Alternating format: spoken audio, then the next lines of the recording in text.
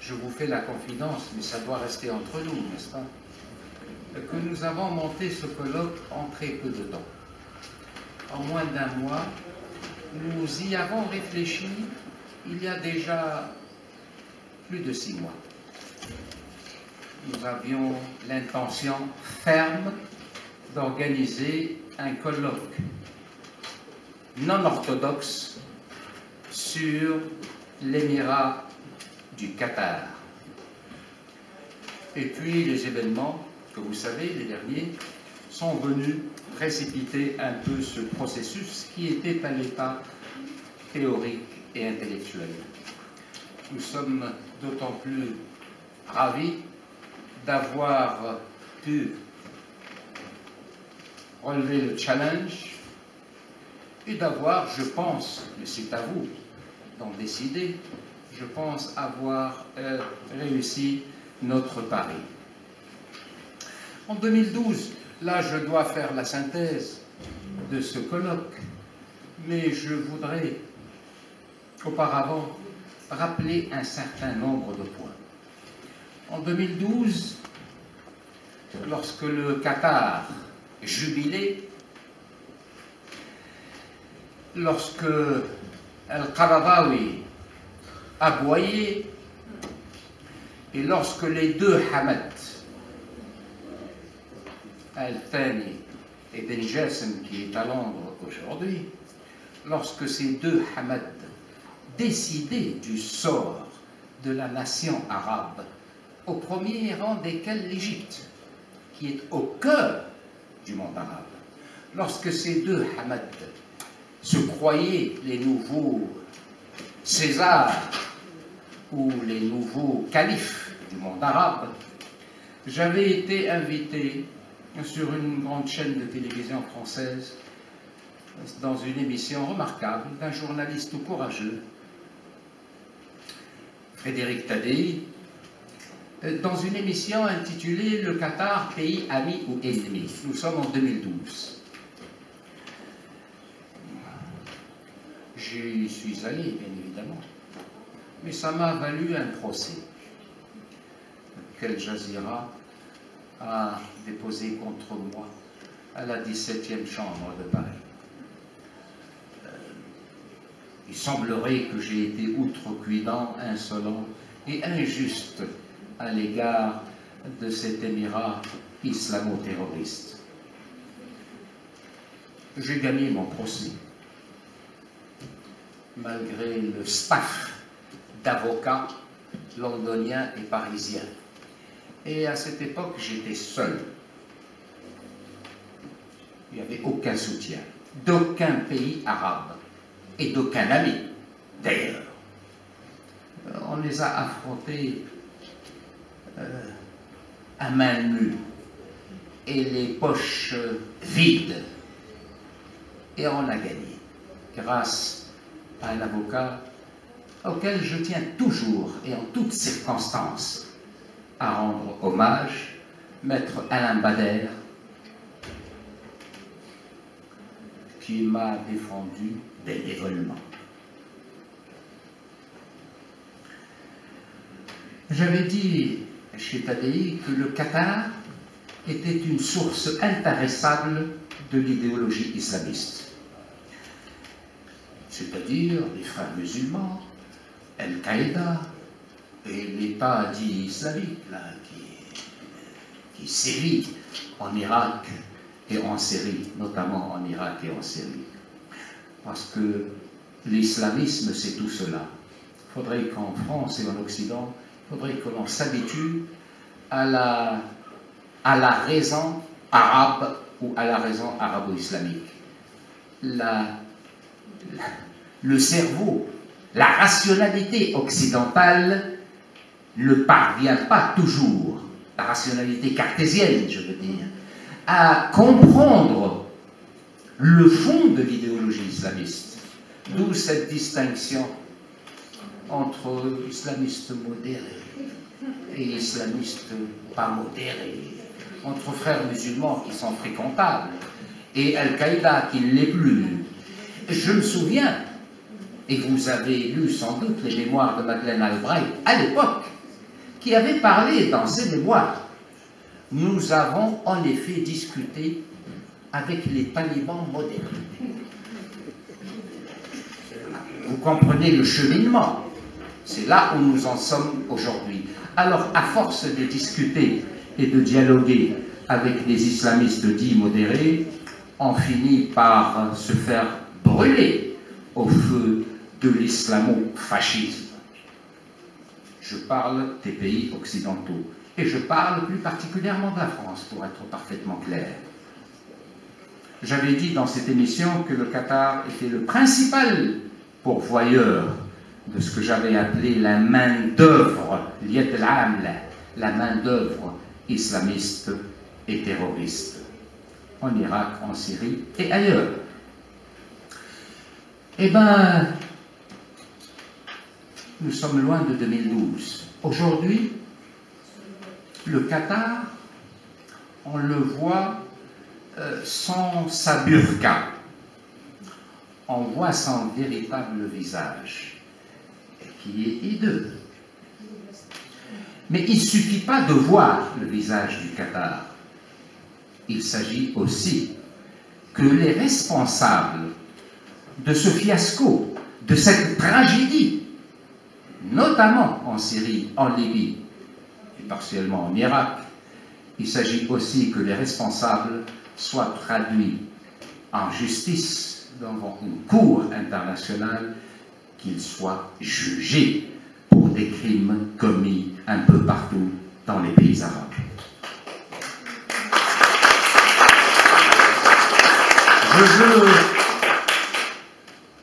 Je veux dire aujourd'hui que nous avons eu beaucoup de chance, nous, monde arabe. Nous avons eu beaucoup de chance avec la résistance héroïque. Je ne m'en suis jamais caché. La résistance héroïque de la Syrie, gouvernant comme gouverné l'islamo-fascisme ou l'islamo-atlantisme s'est brisé sur les murs et la muraille de Damas. Mais aussi, nous avons eu beaucoup de chance lorsque l'Égypte a trouvé ou retrouvé son âme patriotique et nationaliste par des élections parfaitement démocratiques. Nous avons eu cette double chance pour que le rouleau compresseur du printemps dit arabe tourne au fiasco.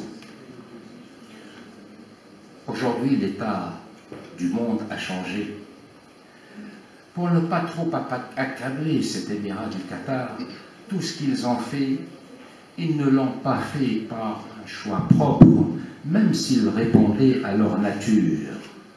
Ils l'ont fait avec le feu vert de certaines puissances mondiales, notamment et principalement les États-Unis. Mais les États-Unis, ils ont octroyé au Qatar ceci en termes de manœuvre et de propagande. Mais les Qataris ont pris ceci. Ils ont dépassé les limites rouges lorsque aux États-Unis il y avait disons, un président qui était favorable à l'islamisme. Ceci est un autre chapitre.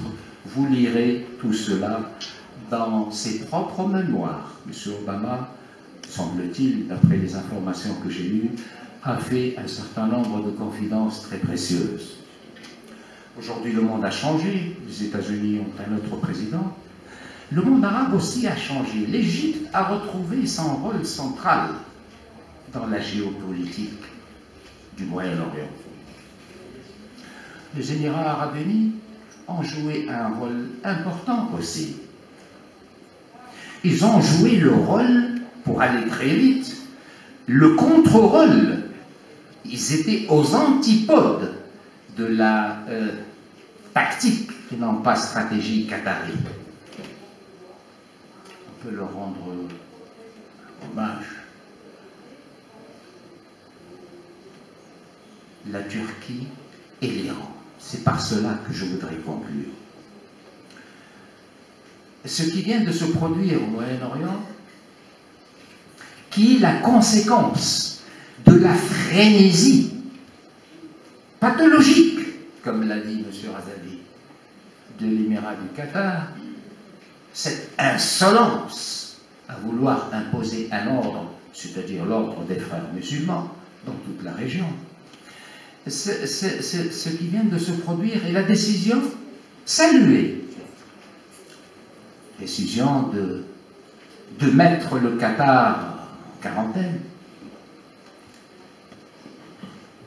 Elle a fait tomber beaucoup de masques. Moi, ce qui me trouble beaucoup dans cette affaire, je l'avais d'ailleurs dit à mon collègue iranien à l'époque, je n'étais plus en poste à l'UNESCO, mais m'a invité et j'ai été le voir. Je n'avais plus de problème à aller voir l'ambassadeur iranien. D'autant plus que l'Iran, et là je le dis sans aucune ironie, a soutenu la Syrie. Ce n'est pas ce qui explique la résistance syrienne. La résistance syrienne est intrinsèque. Si la Syrie a résisté, elle le doit à son peuple et à ses dirigeants. À des alliés, bien sûr, poids lourds comme la Russie, de moindre importance comme l'Iran, sans doute. Mais ce qui me troublait, c'est ce grand paradoxe. Et je l'avais dit à mon collègue iranien. Je viens vous voir parce que je vous tiens en estime maintenant, c'est-à-dire votre État. Vous soutenez l'Iran, c'est très bien. Et dites-moi, cher collègue, comment pouvez-vous soutenir la Syrie et en même temps soutenir les frères musulmans tunisiens en Tunisie? C'est-à-dire ceux qui envoient la main-d'œuvre islamo-djihadiste en Syrie, qui vous combat en Syrie. Avec toute l'excellence diplomatique, son Excellence n'a pas su répondre à cette question parce qu'il n'y a pas de réponse outre celle du cynisme en géopolitique et de l'esprit et du génie géopolitique perse. Maintenant, les choses sont claires et cette crise a montré un peu les alliances. Tout va être recomposé. Maintenant, nous avons une Égypte qui a dit nous sommes là et nous allons jouer notre rôle géopolitique historique et parfaitement légitime. Nous avons la Turquie qui prend position militairement pour le Qatar et nous avons l'Iran qui fait de même. Alors, c'est troublant tout cela. Mais lorsque on suit les intérêts stratégiques des uns et des autres, on peut parvenir à dénouer ces alliances mystérieuses. Je ne voudrais pas être long. Je vous remercie d'avoir répondu à notre invitation. Nous espérons, depuis la création de SICPA, être toujours à la hauteur de vos attentes, c'est-à-dire être libre et indépendant de discuter de choses graves, de discuter sagemment et objectivement, même si l'objectivité totale est beaucoup plus une espérance, une tendance, plus qu'une réalité. Je vous avoue, je ne peux pas être objectif vis-à-vis du Qatar qui a fait tant de mal et à la Tunisie et à beaucoup d'autres pays. Nous ne sommes pas les ennemis du peuple qatari. J'espère qu'ils vont pouvoir se débarrasser de leur oligarchie islamo-mafieuse et que le Qatar retrouve sa position dans le monde arabe. Je l'espère ardemment.